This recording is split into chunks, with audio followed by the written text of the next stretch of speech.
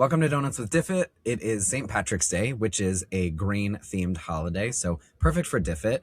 I have a special St. Patrick's Day themed donut with sprinkles and a rainbow, so I don't know what else. I think it's a cream-filled situation. We'll try it. We'll get started. I hope you have a donut, some coffee. We're going to take a look at some really great Diffit lessons and instructional materials that our community has created today. But first, let's give this a try. Good start.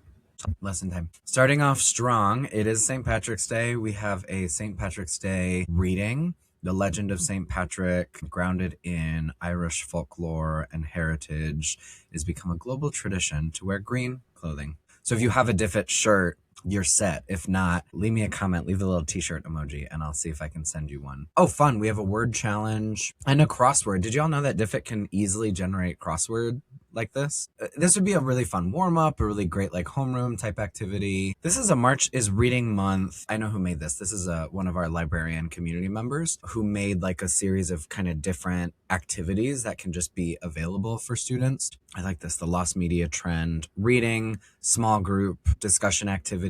Interesting. Oh, practicing context clues. I like this. And some slang. That's fun. I can see kids getting into that. And then a 5-minute, speed date a book. How much fun for library or for like starting a literature circles unit or something like that. Reading month choice board. Okay, we've got 4 options: single panel comic, clickbait creator, director's cut, or text a friend about a book. Super fun. Again, for like a library setting. You might have a classroom library you could do this with.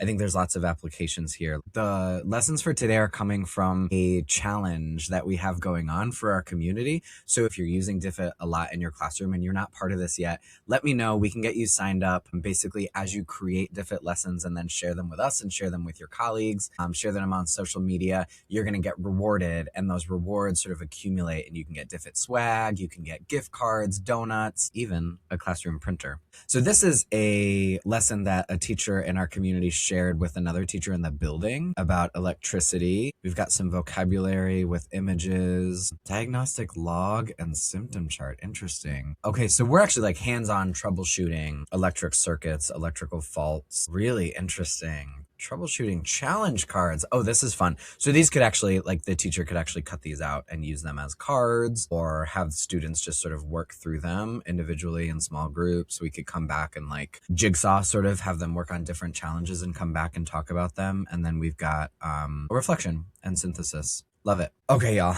I'm not gonna lie to you. This is my favorite one right now because I just saw The Outsiders musical and I am obsessed. I love this teacher must be teaching The Outsiders. We've got a station rotation, kinesthetic and logical intelligence with Derry, emotional intelligence. Oh, so these are aligned to like WIDA standards. If you're not familiar, WIDA is the language acquisition, language test. And we have standards for teaching language for multilingual learners and emerging bilingual students. Emotional intelligence, interesting.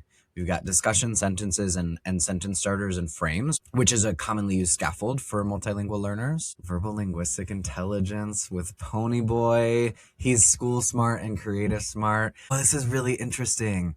What a cool lens to analyze this book through in a way that students are gonna connect with. And then a discussion tracker. So as we move around these stations, what are we noting? What are we keeping track of? We've got a final synthesis for all these different types of intelligence. And of course, this is something that students could like hang on to as we read more, right? As we meet these characters, as we see them develop. Why do you think Hinton included so many different kinds of smart in the Greaser gang? And how does this change the way people might look at them? So cool. I love it. Really cool combination of something that I think students are already going to kind of be able to connect with, but grounding it in something that, again, is standards aligned, is something that they need to be learning, and something that we can practice. This is really, really cool. I love it.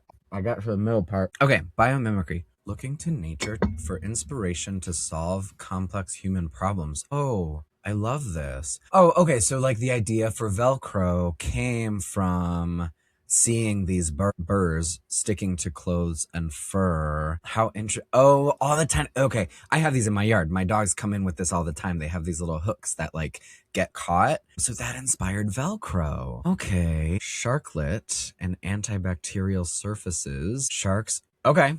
Well, I learned this is really, really cool. So, okay, comprehension questions. Quick tip, by the way. if you haven't tried this yet, remember that within Diffit, you can always adjust these response table sizes to give students more or less space as they need it if you're going to print this out and have them write in it.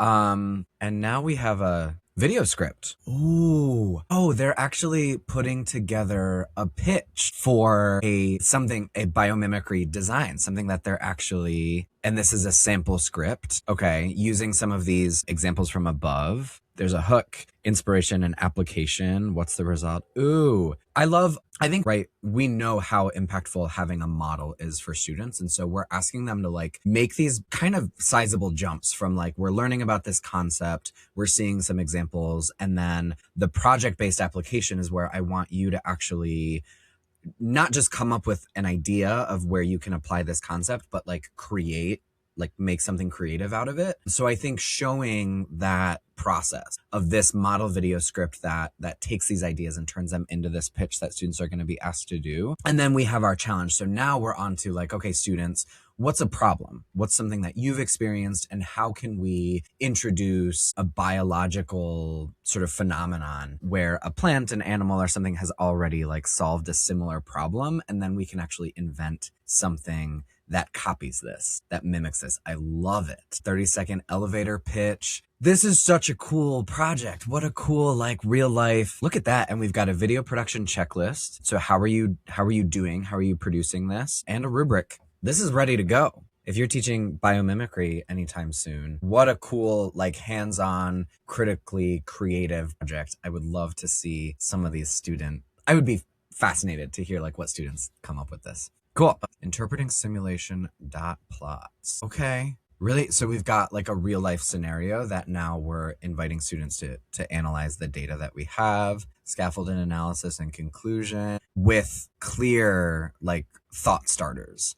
And vocabulary like hints and ways for students to access. Very cool. And there's an answer key. So this feels like something that would be shared between like a general education and a special education co-teacher, that maybe we created this exercise for students to engage with in class. They're in small groups, they're independent, whatever. And we needed to scaffold a set for some of our students who needed more accommodations, especially around language. And this is where like I think we forget sometimes that in a math environment, language is still really, really important. So if you have struggling readers in math, these are some of the ways that we can scaffold to help them engage. Or in a lot of cases, our students might be really successful in math, but struggle with reading. And so this is going to help them get at the math by supporting their reading, giving them sentence starters, building their confidence. And then this answer key is going to be really valuable for our co-teachers, because I learned from a lot of teachers last week at the CEC conference that,